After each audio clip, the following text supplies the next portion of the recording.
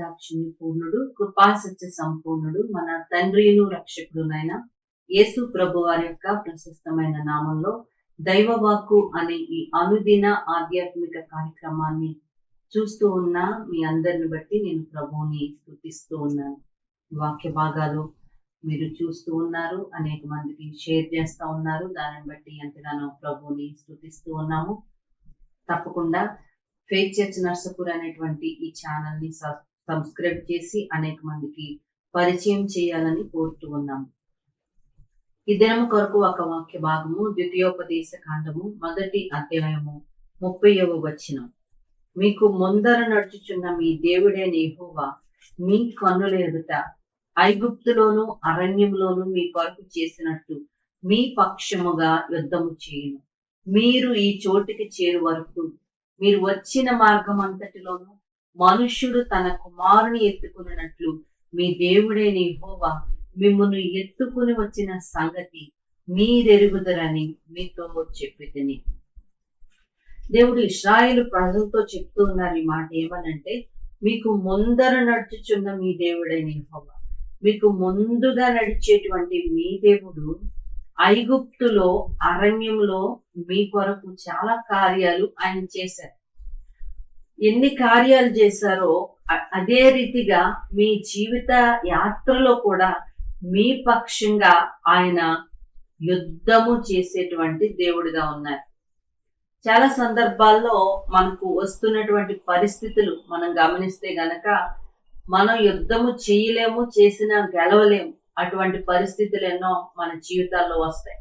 అయితే దేవునిని ఆశ్రయిస్తే దేవుడు మన పక్షముగా ఆయన యుద్ధము చేస్తాడు అని ఇక్కడ వాక్యంలో రాయబడి ఉన్నట్లుగా మనం చూస్తాం. చాలా సందర్భాల్లో మనం చూడగలమండి.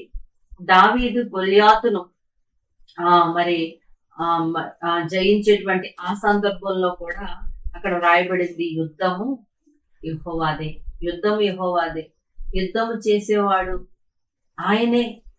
మరి దావీదు చిన్న చిన్న రాళ్లతోటి అంత ఆజానుబాహుడైనటువంటి గొలియాతును ఎలా చంపగలిగాడంటే, యుద్ధము దావీదు కాదండి, యుద్ధము దేవుడు, యుద్ధము దేవుని. చాలా సందర్భాల్లో మరి యెహోషువపాతు మీదకి నలుదిక్కుల నుంచి సైన్యం వచ్చినప్పుడు, మరి అటువంటి సందర్భాల్లో కూడా దేవుడు అక్కడ ఉన్నటువంటి ఒక వ్యక్తిని, ఒక ప్రవక్తను లేపినప్పుడు ఆ ప్రవక్త మాట్లాడుతూ ఉంటాడు ఆ సమాజంలో. ఏమనంటే, యుద్ధము యెహోవాదే, మీరు భయపడకండి, మీరు జడియకండి, దేవుడు మీ పక్షంగా యుద్ధము చేస్తాడు. చాలా సందర్భాల్లో దేవుడు ఇచ్చినటువంటి మాట ఇది, దేవుడు ఇచ్చినటువంటి వాగ్దానం ఇది. ఏమనంటే, ఆయన మన పక్షముగా యుద్ధం చేస్తాడు. మనం నిలవబడతాము, కానీ మన పక్షంగా యుద్ధం చేసేది మాత్రం దేవుడే. మన సామర్థ్యం కాదు, మన శక్తి కాదు, మన తెలివితేటలు కాదు, మన బలము కాదు అన్న విషయాన్ని మనం గమనించుకోవాలండి.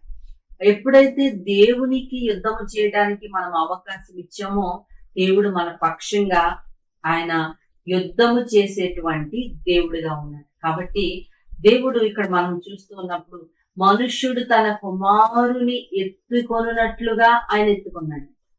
ఈ రోజుల్లో పిల్లల్ని ఎంతవరకు ఎత్తుకుంటున్నారండి?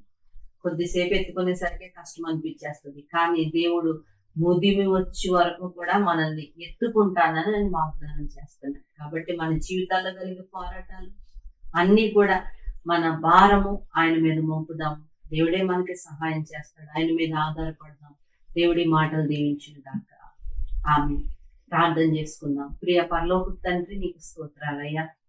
ఈ వాక్య భాగాలు వింటూ ఉన్న ప్రతి ఒక్కరి జీవితాలను మీరు జ్ఞాపకం చేసుకోండి అయ్యా.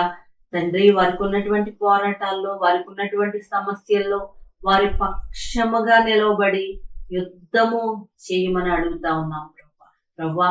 నాయన, వారి సామర్థ్యం మీద ఆధారపడకుండా మీ సామర్థ్యం మీద ఆధారపడి మీ చేతికి యుద్ధాన్ని అప్పగించేటువంటి వారిగా వారిని చేయమని నజరేయుడైన యేసు దివ్య నామములో అడిగి వేడుకుంటూ ఉన్నాము తండ్రి.